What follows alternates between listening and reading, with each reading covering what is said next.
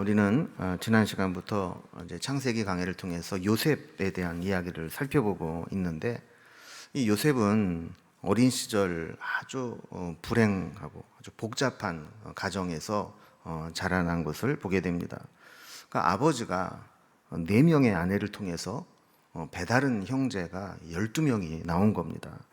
그 본의 아니게 보이지 않지만 이 12명의 아들들은 아마 서로 이 묘한 경쟁과 또 세력 다툼, 또 어떤 줄서기 이런 것들이 있을 수밖에 없는 상황이었죠.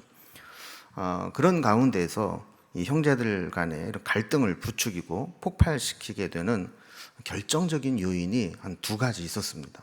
그 첫 번째 요인은 아버지 야곱이 요셉만 아주 사랑하는, 편애하는 모습이었죠. 그러니까 요셉에게는 옷도 다른 채색 옷을 입혔고, 늘 자기 옆에 끼고, 형들은 양치러 들로 보내고, 이 요셉은 가끔씩 이렇게 파견을 보내서 그 형들이 어떻게 보내는지 스파이 노릇을 하도록 그렇게 했던 역할을 맡겼습니다. 이것은 보이지 않는 어떤 권력이 주어지는 결과를 가져오게 했고, 형들은 이 모습이 늘 못마땅하고 불만이 쌓여서 뭔가 계기만 있으면 언젠가 터져도 이상하지 않을 그런 상황에 불만들이 쌓여가고 있었던 것이죠. 2번째, 이 갈등이 폭발하게 된 원인은 요셉이 꾼 꿈이었습니다. 아버지 야곱이 편애하면서 그 자식들 간에 어떤 이 불화의 씨앗을 심었다면, 요셉의 꿈은 그 불화의 이 단에 기름을 붓는 것과 같았습니다. 요셉이 꾼 꿈 이야기를 하는데, 이건 점쟁이를 안 찾아가도 너무 분명한 해석 아닙니까? 결국 형들이 자기한테 와서 절하고, 심지어는 부모마저도 자기에게 와서 다 굴복하게 될 것이다. 이 꿈을 꿨다고 자랑스럽게 얘기를 하니까 가지나이 미운 놈이 얼마나 더 미웠겠어요. 이런 상황에서 오늘 본문으로 이어지게 됩니다. 오늘 본문의 배경은 이런 거죠. 요셉은 여전히 이 아버지 야곱의 품에 있었고, 나머지 10명의 형들은 아버지의 양떼를 치러 나갔습니다. 근데 이 양떼를 치러 나간다는 게 얼마나 고된 일이었는가를 오늘 본문을 보면 알 수 있습니다. 그들의 이동 경로를 보면 이게 만만치 않은 경로구나라는 것을 보게 되죠. 우리 지도를 좀 하나 보겠는데요. 그들이 지금 정착해 살고 있는 곳이 헤브론입니다. 그러니까 야곱이 멀리 나갔다가 결국 아버지 이삭을 찾아와서 이삭이 머물러 거주했던 곳이 헤브론이라 그랬습니다. 자, 그런데 그 헤브론에서 아들들이 양떼를 데리고 올라간 곳이 어디라고요? 세겜으로 올라갔다는 거예요. 그러니까 헤브론에서 세겜은 직선거리로 80km가 넘습니다. 며칠을 걸어가야 갈 수 있는, 여러분 우리가 걸어서 하루에 몇 킬로나 갈 수 있는지 모르겠어요. 안 걸어봐서. 근데 잠깐 이 80km를 걸어갔다는 얘기는 적어도 며칠을 계속 걸어가야 갈 수 있는 거리입니다. 자, 그리고 거기에 갔는데 없어요. 그래서 그 찾아간 곳이 도단이라는 곳까지 물어물어 찾아갔다라는 거예요. 그래서 세겜에서 도단까지는 또 한 20-30km 되는 거리입니다. 자, 그러니까 이 도단에서 결국 이제 팔려가게 되는데, 이 요셉이 형들이 양을 치는 곳까지 찾아갔다는 얘기는 더하면 최소한 100km에서 110km 정도를 걸어서 갔다라는 겁니다. 자, 그러니까 이 말은 이제 역으로 말하면 형들이 혼자 여행을 하는 것도 아니고 양떼들을 이끌고 그렇게 멀리까지 가서 양떼를 치고 또 결국엔 다시 돌아와야 될 거 아닙니까? 이렇게 하는 일은 결코 쉬운 일이 아니었다라는 거죠. 한번 떠나면 언제 돌아올지 모르는 아주 힘든 여정이었던 것을 보게 됩니다. 자, 그런데 이제 이렇게 형들을 먼저 보내놓고 야곱이 궁금하지 않겠습니까? 오랜 세월 동안 집을 나가 있으니까. 그래서 13절 말씀해 보면, 이스라엘이 요셉에게 이르되 내 형들이 세겜에서 양을 치지 아니하느냐, 너를 그들에게로 보내리라. 요셉이 아버지에게 대답하되 내가 그리하겠나이다 그랬습니다. 야곱의 아들들은 이 야곱에게 이번 양떼를 데리고 가면서 아버지 우리가 이번에 이제 세겜 쪽으로 가서 양을 치고 올 겁니다. 얘기를 했던 것 같아요. 궁금했던 야곱은 요셉을 그곳으로 보내면서 형들과 양떼들이 잘 있는지 보고 오라, 이렇게 이야기를 한 겁니다. 여러분, 이거를 보면 우리가 한 가지 의문이 하나 듭니다. 뭐냐면, 여러분, 이 야곱은 요셉을 그렇게 애지중지했잖아요. 그런데 그 먼 길을 혼자 이렇게 보냈다라고 하는 것은 그만큼 이 요셉을 믿었다는 거죠. 그리고 여러분, 세겜 그러면 이 야곱에게 있어 세겜은 좋은 기억이 있는 곳일까요? 나쁜 기억이 있는 곳일까요? 나쁜 기억이 있는 곳이죠. 그곳에 어떤 사건이 있었습니까? 그 딸 디나가 그곳에 가서 추장에게 성폭행을 당하게 되는데, 이 일로 인해서 그의 오라비들이 그 세겜 족속을 속이고 그래서 할례를 다 받게 하고, 이 거동이 불편한 시점에 그들을 막 쳐들어가서 몰살을 시켜버리고 두려워서 도망을 나온 곳이 세겜 땅입니다. 자, 그런데 어쩔 수 없이 이 목초지를 찾아서 가다 보니까 세겜까지 갔어요. 그래서 이 요셉을 아주 좀 이렇게 높게 평가하는 학자들은 그렇게 해석을 하는 거예요.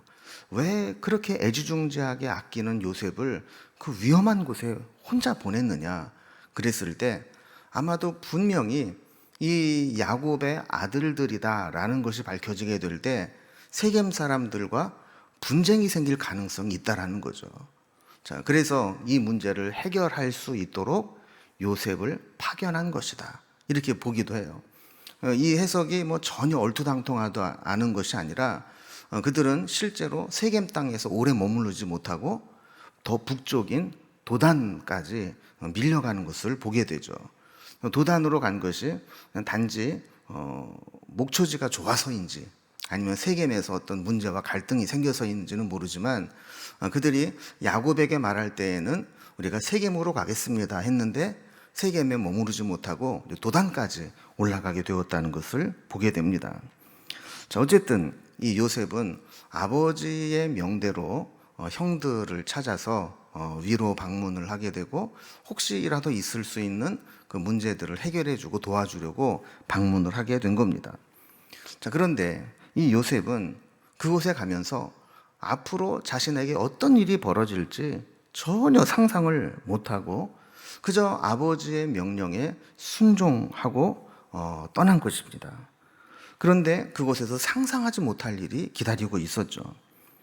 여러분, 사람은 다 이렇게 자기중심적으로 생각을 하기 때문에 상대방이 어떤 생각을 하는지, 내가 이렇게 하는 것이 상대방에게 어떤 상처를 주고 어떤 마음을 갖게 하는지를 헤아리지 못할 때가 있어요. 그리고 지금 우리가 이제 결과적으로 보면 이 형들이 이 요셉을 죽이려고 하고 결국에는 인신매매로 팔아버리지 않습니까? 그런데 야곱이나 요셉은 전혀 그런 생각을 못 하는 거예요. 설마 그런 일이 있으랴.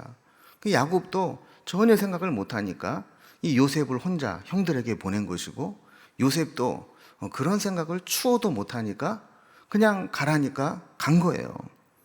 여러분, 만약에 요셉이 아니라 다른 종들을 보냈더라면 어쩌면 이 야곱의 아들들이 그 종들을 겁박을 해서, 야, 우리 여기서 지금 이렇게 좀 한가하게 놀고 있고 자유롭게 놀고 있는데 그대로 보고하면 안 돼. 가가지고 아버지한테 우리 열심히 양치고 있다고 해야 돼. 아마 이렇게 해서 보냈을 거예요. 근데 이제 요셉은 그렇지 않다는 걸 알잖아요. 우리가 지난 시간에 살펴본 것처럼 이 형들에게 있었던 일을 아버지에게 고자질하는 역할을 했단 말이에요. 그러니까 이 형들은 불만이 쌓여 있는 겁니다, 요셉에게. 자, 그런데 요셉도 그런 어떤 보이지 않는 권력이 생겼고 자기가 본 것을 아버지에게 보고하는 사명이 있다고 생각을 했기 때문에 당당하게 형들에게 나아간 거죠. 그런데 결과적으로 보면 이 야곱이나 요셉은 지금 다른 아들들, 다른 형제들이 얼마나 이 요셉에게 불만을 품고 있고 분노가 불같이 일어나고 있는지, 그리고 그 형제들이 어떤 생각을 하고 있는지를 전혀 생각조차 못하고 있었던 겁니다. 그래서 우리는 종종 역지사지로 생각을 하고 다른 사람의 입장에서 살펴볼 필요가 있습니다. 이렇게 다른 사람의 마음이 어떨까, 다른 사람의 감정이 어떨까, 이것을 헤아리지 못하는 것이 죄는 아니지만, 이것을 못하게 되면 다른 사람에게 상처를 줄 수 있고 나중에 큰 비극적인 사건이 일어날 수 있다는 것을 보여줍니다. 오늘 말씀 18절 말씀을 보면, 요셉이 그들에게 가까이 오기 전에 그들이 요셉을 멀리서 보고 죽이기를 꾀하여 그랬습니다. 여러분, 아까 지도를 통해 보았더니 도단이라고 하는 것은 이스라엘 평야가 시작되는 곳입니다. 그러니까 이 넓은 평지에서 저쪽에 누군가가 오는데 저기 요셉이라는 것을 금방 알아봤어요. 뭐 때문에 알아봤을까요? 채색 옷을 입고 있었기 때문에. 옷만 봐도 저거 요셉 아니야? 이렇게 분명히 알아봤다라는 거예요. 그런데 요셉을 발견하고 나서 형들이 뭐라고 얘기를 하느냐 하면 19절에 보면 서로 이르되 꿈꾸는 자가 오는도다. 여러분, 꿈꾸는 자, 이게 우리말 번역으로 되어 있는 걸 보면 아주 좋은 말처럼 보이잖아요. 꿈이 있고 뭔가 꿈을 꾸고 살아가는 사람. 근데 사실은 이게 아주 조롱하고 비하하는 말입니다. 저런 몽상가, 저 헛된 꿈에 취해 있는 놈, 감히 우리가 지들한테 절을 하는 꿈을 꿔? 감히 부모까지도 자기에게 절을 하는 그런 꿈을 꿔? 저런 꿈 같지도 않은 꿈을 꾸고 다는 놈. 이런 의미로 아마 자기네들끼리는 아주 재수없게 생각을 하면서 꿈꾸는 자다, 몽상가다, 이렇게 별명을 불렀던 것 같아요. 자, 그리고 그들의 속마음을 이야기하는데 금방 의기투합이 됩니다. 20절에 보면, 자, 그를 죽여 한 구덩이에 던지고 우리가 말하기를 악한 짐승이 그를 잡아먹었다 하자. 그의 꿈이 어떻게 되는지를 우리가 볼 것이니라 하는지라 그랬어요. 여러분, 저는 이 형제들이 저 멀리서 채색 옷을 입고 오는 요셉을 보면서 이렇게 죽이려고 작정을 하고 도모하는 것이 어떤 즉흥적으로 이루어지는 것이라고 보지 않습니다. 아마 평소에도 이 형들은 요셉을 향해서 한번 걸리기만 걸려라, 그러면 내가 뭔가 가만히 안 두겠다, 이런 이 대화들을 나눴던 것 같아요. 그러다가 평소 생각을 실행에 옮길 수 있는 아주 적합한 환경을 만들게 되자 그들은 그들이 가지고 있던 생각을 구체화하기 시작을 해 나간 겁니다. 여러분, 이거를 보면 우리는 평소에 우리가 하는 말이 참 중요합니다. 그리고 평소에 우리가 품고 있는 마음이 너무너무 중요합니다. 여러분, 우리가 누군가에게 원망과 불평의 마음을 계속 품고 있으면 이게 언젠가는 말로 튀어나오게 돼 있습니다. 그리고 그런 말이 자기도 모르게 튀어나올 때 제어하지 않고 방치해두면 나중에 이 일이 구체화되어서 사고를 치고 후회할 만한 일들을 만들어낼 수 있다는 겁니다. 여러분, 우리가 가만히 돌아보면요, 뭔가 이 원망과 불평과 또 비난과 이 비판하는 마음이 가득 차 있으면요, 영이 임합니다. 어떤 영이 임하냐 하면 궁시렁거리는 영이 임해요. 그래서 자기도 모르는 사이에 뭔가 있으면 혼자 막 궁시렁궁시렁거리고 막 원망하고 막 불평하고 하는 말이 막 튀어나오는 거예요. 그러다가 이게 나를 좀 이해해 줄 수 있는 사람을 만나거나 비슷한 처지에 있는 사람을 만나게 되면 이 궁시렁거림의 영이 발전을 해서 이제는 그걸 막 표현하게 만듭니다. 그래서 이 막 불평과 불만을 막 적극적으로 표현을 하는데, 그러다 결국에 의기투합을 하게 되면 뭔가 사고를 치고 마는 겁니다. 요셉의 형들이 이런 과정을 그대로 밟습니다. 처음에는 각자 이 요셉이 형들의 잘못을 아버지한테 가서 이르고, 그리고 자기는 아버지 무릎에 앉아가지고 온갖 애교를 떨면서 사랑을 받는 모습을 보면서 막 상처를 받았던 그 형들이 그 마음이 하나하나 모아지게 되면서 그 요셉을 보면서 가지고 있던 분노가 이제는 하나로 의기투합되게 되고 저를 해칠 수 있는 그런 생각들이 모아지게 되었던 겁니다. 근데 그들이 나눈 이야기를 보면 참 섬뜩한 이야기들을 나눕니다. 이 도대체 제정신으로 저런 말을 할 수 있나 싶을 정도의 말들을 나누게 되죠. 여러분, 아무리 요셉이 얄밉고 재수없고 또 그에게 어떤 피해를 입었다 할지라도 어떻게 형제를, 살아있는 형제를 눈앞에서 죽이겠다는 생각을 할 수 있겠어요. 그리고 그것을 구체화하면서 모의를 하고 또 그것을 은폐하기 위해서 거짓말로 다 짜는 그런 일들을 하는 것들을 보게 되죠. 그래서 결국엔 나중에 이 아버지에게 가서는 요셉이 악한 짐승에게 잡혀먹었다고 하자, 이렇게까지 이야기를 나눈 겁니다. 여기서 또 한 가지 중요한 단어가 하나 나오는데 그게 뭐냐면 그의 꿈이 어떻게 되는지를 우리가 볼 것이니라 그랬어요. 여러분, 그들은 이 요셉이 두 번이나 반복해서 아주 선명하게 꿈 얘기를 했을 때 한편으로는 저런 개꿈 이렇게 생각을 할 수도 있지만, 이 전에도 말씀을 드린 것처럼 고대의 꿈은 하나님의 계시, 신탁의 의미로 받아들였다 그랬잖아요. 그런데 한 번도 아니고 두 번씩이나 똑같은 내용의 꿈을 꾸었다고 할 때 그들 마음 한켠에는 그 꿈이 정말 이루어질까 봐 두려운 마음이 있었던 겁니다. 야, 진짜 정말로 저 재수없는 놈이 우리의 상전이 되고 주인이 돼서 우리가 그 앞에 머리를 조아리고 이런 상황이 되면 어떻게 하냐, 이런 일은 막아야 되겠다, 이런 생각들을 가지고 있었다는 거죠. 여러분, 설령 그것이 하나님의 계획이고 하나님이 주신 꿈이라 할지라도 그 꿈을 깨고 싶은 마음이 있었다는 게 문제입니다. 그러면서 그 꿈이 어떻게 되는지 우리가 볼 것이니라. 이게 무슨 얘기냐면 지가 그런 꿈을 꿨다고 하는데 우리가 그 꿈을 짓밟고 깨뜨려 버려도 그 꿈이 이루어지는지 한번 두고 보자 하는 거예요. 여러분, 이것을 좀 의미 있게 포장해서 좀 표현을 하면 하나님의 계시에 대한 도전입니다. 하나님께서 요셉을 그렇게 쓰시겠다고 계시를 했는데 거기에 도전을 하는 거죠. 하나님이 그랬다고 해도 정말 그게 이루어지는지 한번 보자, 우리가 이렇게 짓밟아도 그 꿈이 정말 이루어지는지 보자 하는 거예요.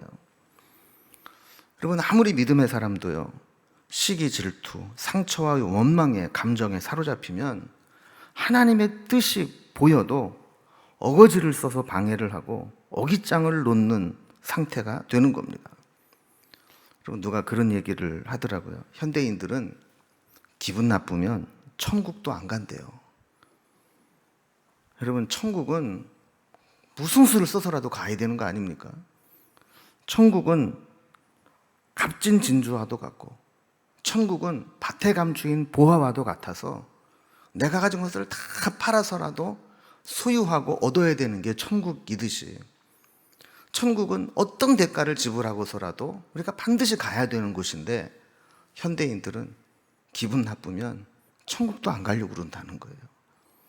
여러분, 이게 우리가 얼마나 감정이 우리의 삶을 좌지우지하는가를 이제 보여주는 것이죠. 악한 영은 우리의 감정을 건드려서 우리의 기분과 감정으로 하나님의 뜻을 거스르게 만들 수 있다는 것을 보여주게 됩니다. 자, 그런데 이때 반전을 일으키는 인물이 등장합니다. 꼼짝없이 요셉이 형들에게 죽을 뻔했는데 반전이 일어나는 인물이 나와요. 이게 누굽니까? 두 사람인데 르우벤과 유다였어요. 첫 번째 등장이 르우벤입니다. 요셉을 죽이려는 계획을 실행에 옮기려고 할 때 그를 만류하면서 등장하는 인물이 르우벤입니다. 21절에 보면 르우벤이 듣고 요셉을 그들의 손에서 구원하려 하여 이르되 우리가 그의 생명은 해치지 말자. 여러분, 이게 무슨 얘기예요? 야, 그놈 재수없는 놈이긴 하지만 생명까지 우리가 해칠 필요가 있겠냐, 그냥 목숨은 살려두자. 자, 그러면서 그 뜻이 뭐냐면 그들의 손에서 구원하려고 했다, 어떻게 하든지 살리려고 했다라는 거예요. 자, 그러면서 이 성경학자들은 왜 다른 형제들은 다 죽이자고 의기투합하는데 르우벤은 살리자고 했는가? 거기에 이 아버지와의 관계에서 잃어버린 신망을 회복하고 관계를 되찾으려고 하는 의도가 있었다라고 해석을 하는 겁니다. 여러분, 창세기 35장 22절에 보면 르우벤이 아주 심각한 잘못을 저지릅니다. 어떤 잘못을 저질렀어요? 아버지의 첩이었던, 그러니까 작은 어머니처럼 되는 빌하와 동침한 사건이 있었던 것이죠. 이것을 야곱이 들었다는 거예요. 여러분, 이것을 알게 되었을 때 르우벤과 이 야곱과의 관계가 얼마나 이 서먹서먹하고 힘들었겠어요.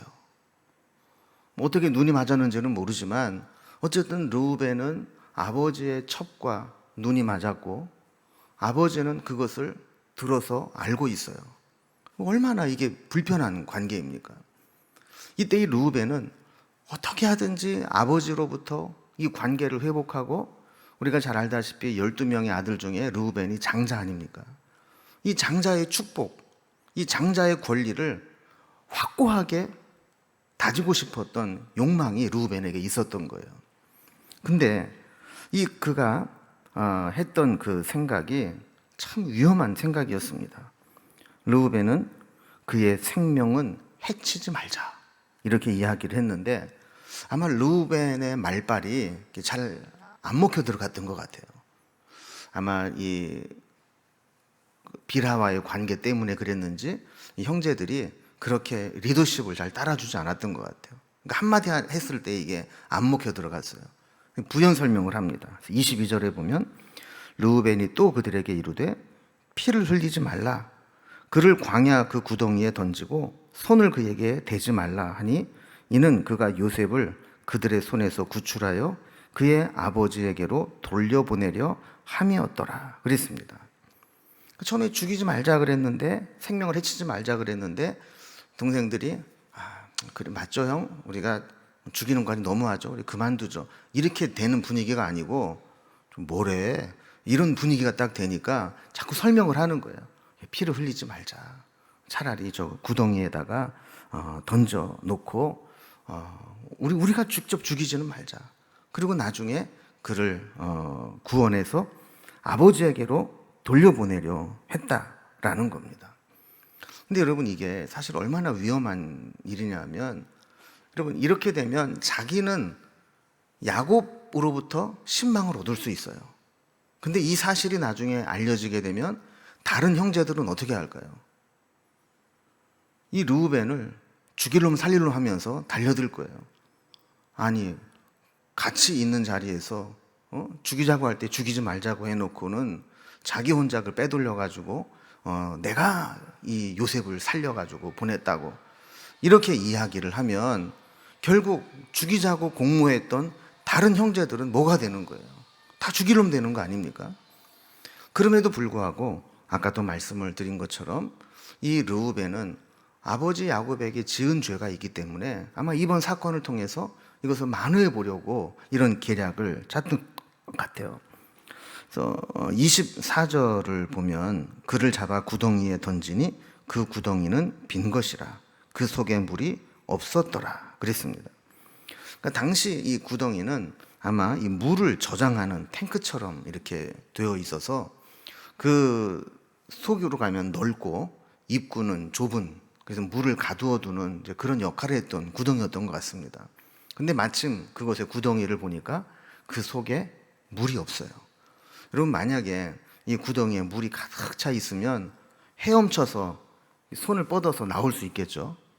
그런데 물이 하나도 없는 깊은 구덩이 바닥에 던져 놓으면 여러분이 항아리처럼 이렇게 돼 있는 곳은 아무리 재주가 좋아도 그거를 잡고 올라올 수가 없어요. 위에가 이렇게 넓어지면 어떻게 뭘 해도 잡고 기어 올라올 수 있는데 위에가 이렇게 좁아지면 어떻게 그걸로 올라갑니까? 결국 그 속에 갇혔다는 얘기는 결국 그 속에서 굶어 죽고 목말라 죽고 시간이 지나면 죽을 수밖에 없다라는 겁니다.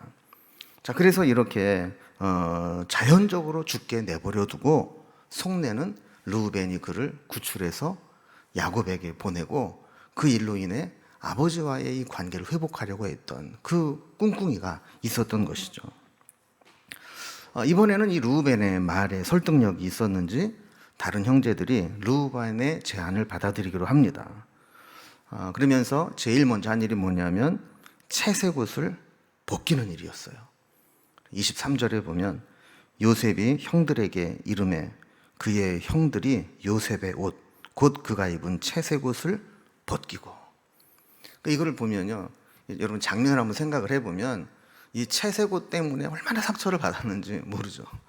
형들은 다 작업복 입고 일하러 나가는데 요셉 혼자 맨날 색동 옷 입고 이 채색 옷을 입고 그렇게 아버지 품에 있는 걸 보면서 지긋지긋했는데 그걸 보자마자 그냥 옷을 벗겨버리는 거예요. 그러면서 봐라 이놈아, 네가 지금까지 아버지 속에 특혜를 입고 특권을 누리고 편애를 받았던 상징이었던 이 옷, 오늘 이 찢어지는 것과 동시에 너 오늘 끝이야 이러면서 이제 막 옷을 벗겨서 막 찢은 겁니다. 자, 그리고 요셉의 형들은 저들에 대한 계획을 실행합니다. 25절에 보면 그들이 앉아 음식을 먹다가 그랬어요. 자기 구덩이에 던져놓고는 그 옆에서 음식을 먹었다 그래요. 여러분, 이 음식이 어떤 음식일까요? 성경학자들은 아마 요셉이 가져온 음식일 것이다 이렇게 해석을 합니다. 여러분, 만약에 여러분이 야곱이었다면 멀리 양을 치러 세겜까지 80km나 떨어져 있는 곳에 고생하는 아들들이 있어요. 그곳에 남은 아들을 보내면서 잘 있는지 안부를 좀 보고 와라 그랬는데 빈손으로 보내겠습니까? 가면서 우리로 말하면 뭐 떡이라도 한시로 해서 보내든지 뭐 육포라도 좀 싸서 보내든지 뭔가 좀 이렇게 별식이 될 만한 것을 손에 들려서 보내지 않았겠어요? 그러니까 이 요셉도 아마 그 아버지가 싸준 그 음식을 그냥 힘들게 이고지고 해서 여기까지 찾아왔을 겁니다. 그런데 이 음식을 말이죠, 동생을 죽이겠다고 구덩이에다 던져놓고 그 옆에서 아주 승전가를 부르면서 낄낄거리면서 그 음식을, 그 동생이 가져온 음식을 나눠 먹고 있는 거예요. 여러분, 이거를 보면 사람이 얼마나 잔인해질 수 있는가를 생각해 보게 되는 거죠. 자기 동생은 물도 없는 구덩이에 던져놓고 만약에 그리고 떠나고 나면 얼마나 고통 가운데 그 속에서 발버둥을 치다가 죽을지도 모르는 그런 상황인데 그 곁에서 형들은 요셉이 가지고 온 음식들을 먹으면서 파티를 벌이고 있는 겁니다. 자, 그런데 이렇게 식사를 하다가 뭔가를 하나 발견하게 됩니다. 25절에 보면 그 다음에 이렇게 되어 있죠. 눈을 들어본 즉 한 무리의 이스마엘 사람들이 길르앗에서 오는데 그 낙타들의 향품과 유향과 모략을 싣고 애굽으로 내려가는지라 그랬습니다. 자, 이게 밥을 먹고 낄낄거리는데 저쪽에서 뭔가 이렇게 상단이 지나가는 게 보이는 거예요. 그런데 그 상단들 이스마엘 사람들이라고 했는데 28절에서는 미디안 사람 상인들이라 그랬어요. 원래 이 족속이 좀 약간 다른 족속이긴 한데 아마 섞여서 동업을 했던 게 아닌가 싶습니다. 미디안 사람들은 어떤 사람이에요? 아브라함의 후처였던 그두라에게서 낳은 아들이 이제 미디안 족속이 되지 않습니까?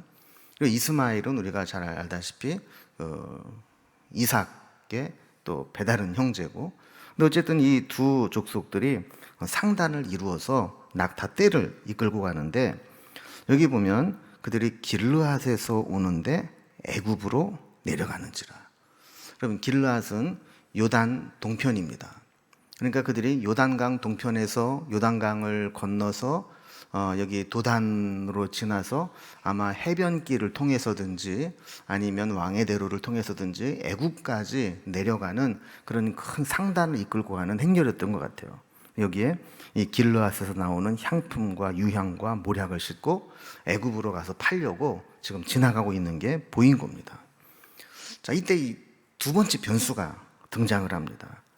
26절과 27절을 보면 유다가 자기 형제에게 이르되 우리가 우리 동생을 죽이고 그의 피를 덮어둔들 무엇이 유익할까? 자, 그를 이스마엘 사람들에게 팔고 그에게 우리 손을 대지 말자. 그는 우리의 동생이요 우리의 혈육이니라 하며 그의 형제들이 청종하였더라 그랬어요. 그 르우벤의 계획은 따로 있었죠. 구덩이에 던져놓고 떠나는 척 하다가 다시 르우벤이 살짝 돌아와서 요셉을 구해주고 야곱에게 보내는 거. 이 계획을 가지고 있었는데 이 계획을 혼자만 생각하고 있으니까 몰랐던 거예요. 자, 그러던 차에 유다는 나름대로 요셉을 살리기 위한 계책을 내놓습니다. 그게 뭐냐면 굳이 우리가 같은 혈육인데 꼭 죽여야 되겠냐. 죽이지 않고도 죽이는 것과 비슷한 효과를 볼 수 있는 길이 생각이 났다 하는 거예요. 그게 뭡니까? 저 상단에게 인신매매를 하는 거예요. 팔아 넘기는 거예요. 그러면 그 상단이 분명히 애굽으로 가게 될 텐데 애굽에 가서 요셉을 팔아버리면 거기에서 종이 되면 절대로 못 빠져나온다. 그러면 우리가 죽여서 안 보나 종으로 팔아서 안 보나 결국 우리 눈에 사라지는 것은 마찬가지니까 굳이 죽이지 말고 저기 팔아버리자. 이런 이야기를 하게 되는 거죠. 그러면서 그의 피를 덮어둔들 무엇이 유익할까? 여러분, 구약에는 이 피가 생명의 상징이기 때문에 사람은 죽어도 그 피는 뭔가 외친다라고 생각을 했어요. 그래서 창세기 4장 10절에 보면 동생을 죽인 동생 아벨을 죽인 가인에게 하나님이 이런 말씀을 하시죠. 네가 무엇을 하였느냐? 네 아우의 핏소리가 땅에서부터 내게 호소하느니라. 그러니까 가인이 아벨을 쳐 죽여서 죽임으로 끝난 줄 알았는데 그게 아니고 억울하게 죽은 아벨의 피가 땅에서부터 그 억울함을 하나님께 호소하고 있다라는 거예요.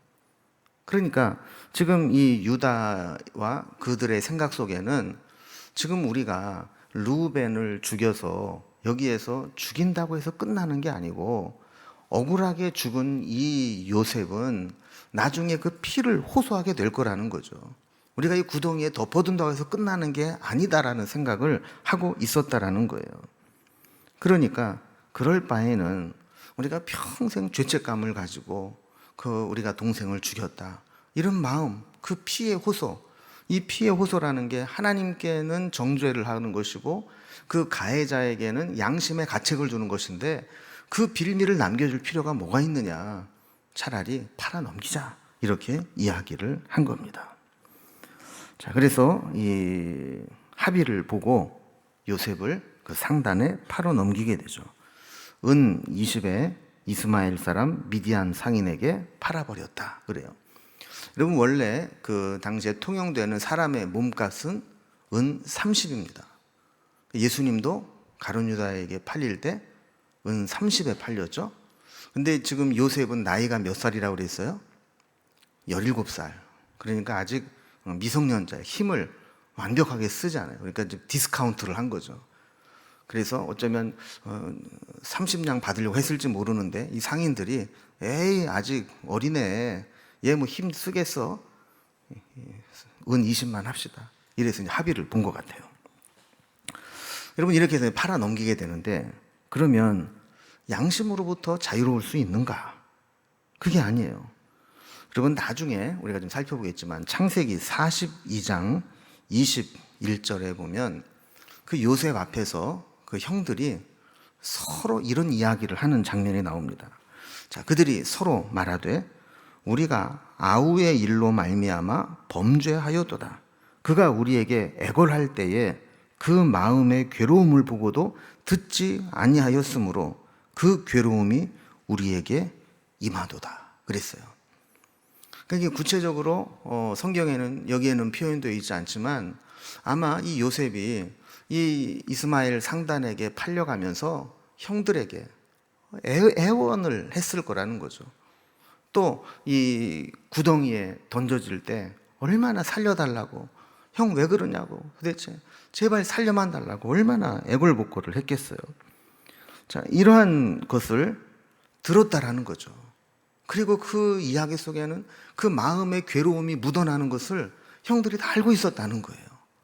그러면서도 결국에는 팔아 넘겼는데 자기네들이 상황이 역전되어서 이 요셉 앞에서 힘든 상황이 되니까 그때 우리가 요셉을 그렇게 비참하게 버렸는데 그 괴로움 우리가 당하는 것 같아. 이런 얘기를 자기네들끼리 하게 되었다라는 거죠. 자, 그러니까 지금 그들의 마음속에, 양심에는 그들의 죄악이 여전히 생생하게 살아 있었다는 것을 보여주는 겁니다. 자, 그런데 29절 이하에 보면 이 운명의 장난이 일어납니다. 이게 뭐냐면 르우벤이 돌아와 구덩이에 이르러 본즉 거기 요셉이 없는지라. 옷을 찢고 아우들에게 되돌아와서 이르되 아이가 없도다. 나는 어디로 갈까? 이러면서 탄식을 했다는 거예요. 그럼 성경에 보면 르우벤이 언제, 왜, 어디로 갔는지 밝히고 있지는 않지만 한 가지 분명한 사실은 이 요셉을 이스마엘 상단에게 팔 때 그 자리에 르우벤이 없었다는 것만은 분명한 거예요. 왜 결정적인 순간에 이 르우벤이 없었을까? 만약에 그때 있었더라면 아마 요셉이 태세가 바뀌었을지 몰라요. 무슨 얘기야? 이게 구덩이에 놓고 죽이기로 했으면 죽여야지. 뭐 괜히 살려뒀다가 뭐 후환이 생기면 어떡하려고 그래. 아마 이렇게 했을지 몰라요. 근데 어쨌든 결과적으로 팔아 넘길 때 르우벤이 그 자리에 없었던 겁니다. 어쩌면 르우벤은 다른 동생들을 이렇게 설득을 해놓고 나중에 몰래 요셉을 구해줄 계획을 세워놓고 아마 그것을 마련해 놓고 왔을지도 몰라요. 근데 어쨌든 돌아와 보니까 요셉은 이미 구덩이에 없었고 이야기를 들어보니 애굽으로 팔아버렸다라는 거예요. 이제는 자기 손을 떠났습니다. 어떻게 그를 도와주고 구원해줄 방법이 없습니다. 그래서 아이가 없도다. 나는 어디로 갈까? 하면서 탄식을 했다라는 거죠. 결국 요셉을 몰래 구해내서 아버지에게 보내고 점수를 따려고 했던 그의 계획은 완전히 수포로 돌아가고 만 것입니다. 자, 이제 남은 것은 이제 야곱에게 요셉의 이야기를 어떻게 할 거냐 하는 거예요. 그냥 모른다고 할 수도 없고 분명히 자기들한테 보낸다고 보냈을 텐데, 그래서 이 31절과 32절을 보면 그들이 요셉의 옷을 가져다가 숫 염소를 죽여 그 옷을 피에 적시고 그의 채색 옷을 보내어 그의 아버지에게로 가지고 가서 이르기를 우리가 이것을 발견하였으니 아버지 아들의 옷인가 보소서 하매 그랬어요. 여러분, 우리가 한번 이 단추를 잘못 끼우면 일이 계속 힘들어지고 꼬이게 됩니다. 요셉을 이렇게 팔아 넘기고 나니까 그 다음부터 수습을 해야 되잖아요. 그들이 기껏 생각하는 게 벗겼던 그 채색 옷을 찢어서 염소를 한 마리 죽여서 그 피를 적시고 야곱에게로 보내고 그것을 보고 난 다음에 우리가 이것을 발견하였으니 아버지 아들의 옷인가 보소서. 마치 자기네들은 요셉을 못 만난 것처럼 아버지, 우리가 양을 치다가 이 피 묻은 찢어진 옷을 봤는데 이거 혹시 아버지 아들의 옷이 아닌가 보소서. 그럼 물론 이복 동생이니까 그렇게 말할 수도 있지만 여기 보면 그 말 속에 뭔가 그들의 마음이 있는 거예요. 겉으로는 연기를 하면서 막 애통해하는 마음으로 하지만 이 혹시 내 동생, 우리 동생 요셉 옷 아니냐고 이렇게 물어봐야 정상 아닙니까?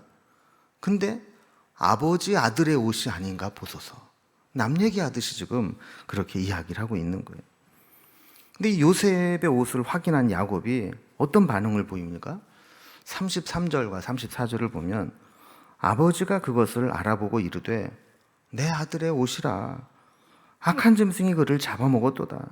요셉이 분명히 찢겼도다 하고 자기 옷을 찢고 굵은 배로 허리를 묶고 오래도록 그의 아들을 위하여 애통하니.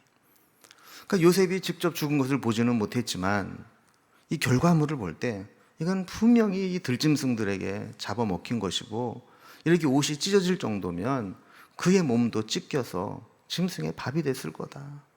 이런 추측을 충분히 할 수 있다는 거죠. 여러분, 이것을 상상하는 아버지 야곱의 마음이 어떻겠어요? 얼마나 찢어지겠어요? 그게 짐승에게 잡혀먹고 사지가 찢어지고 물어 뜯겨 죽이면서 잡아먹힐 때 얼마나 고통스러웠을까? 그러면서 이 야곱은 자기 옷을 찢고 굵은 배로 허리를 묶고 오래도록 그의 아들을 위해 애통했다라는 거예요. 그러니까 이것은 죽었다는 그 확신이 없으니까 장례식은 못했지만 결국 장례식을 하는 수준으로 애곡하고 애통해 한 겁니다. 근데 여러분, 이거를 보면 이게 참 역사가 잔인합니다. 야곱은 과거에 아버지와 형을 속였던 적이 있었죠. 속일 때 무엇을 가지고 속였어요? 옷을 가지고 속였어요. 자기와 형과는 뭔가 체취도 다르고 체형도 다르고, 그래서 아무리 아버지가 눈이 안 좋아도 냄새만 맡아도 아마 아버지는 에서와 야곱을 구분할 것이다. 그 리브가가 어떻게 합니까? 에서의 옷을 가져다가 입혀요. 그리고 손목이나 목과 같이 에서는 털이 숭숭 나 있는데 미끈한 이 야곱을 포장하기 위해서 염소 가죽을 가지고 그런 곳에 이렇게 두르게 하고 들어갔잖아요. 그러니까 이 야곱은 아버지를 속이기 위해서 옷을 사용했고 염소의 가죽을 사용했는데, 지금 여기 보면 야곱도 속을 때 똑같이 속는 거예요. 자기 자식들한테 속는데 옷이 찢어짐을 당하고 염소를 잡아서 피를 묻히고 이렇게 하면 자기가 했던 그대로 당하는 모습을 보게 되는 겁니다. 여러분, 35절에 보면 그의 모든 자녀가 위로하되 그랬어요. 야곱이 얼마나 괴로워하고 애통해하는지 자녀들이 다 그를 보고 위로를 했다는 거예요. 근데 여러분, 이게 얼마나 위선적이고 가식적인 거짓 위로입니까? 자기네들이 팔아버리놓고, 그리고 아버지를 속여서 죽은 줄로 알게 만들어 놓고, 그리고는 위로하는 척하면서 다가가서 하는 그 위로. 여러분, 이제 말씀을 좀 정리해 봅니다.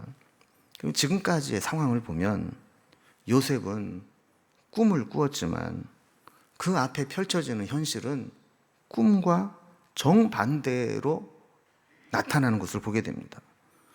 형들과 부모로부터 절을 받기는커녕 애굽에 팔려가고 죽을 고비를 넘기고, 그리고 종이 되어 살아가야 됩니다.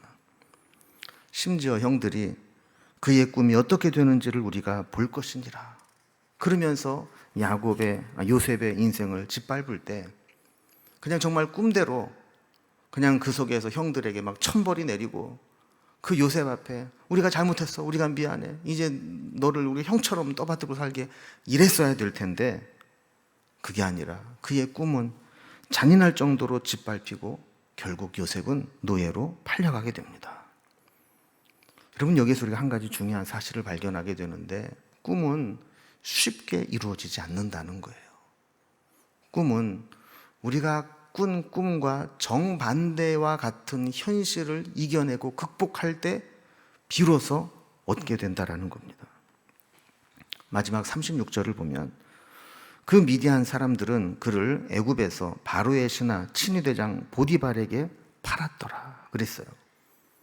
여러분, 이 말씀은요, 해석하기에 따라서 정반대로 해석할 수 있습니다. 하나는 뭐냐면 요셉이 그런 꿈을 꾸었지만 결국 종살이를 하게 됐다라고 볼 수도 있지만, 하나님의 관점에서 보면 비록 요셉이 인신매매로 팔려가긴 했지만 하나님은 그가 어디로 갔는지 끝까지 추적하고 계시고 지켜보고 계신다라는 사실을 여기에서 보여주고 있는 거예요. 아무도 모르는 곳에 팔려가서 그냥 객지에서 개고생하다 노예로 살다 죽게 내버려두고 그렇게 끝나는 것이 아니라, 하나님은 요셉이 종으로 팔려갔지만 어디로, 누구의 집으로 어떻게 팔려갔는지를 끝까지 주목하고 계신다라는 것이죠. 믿음은 다른 말로 표현하면 꿈입니다.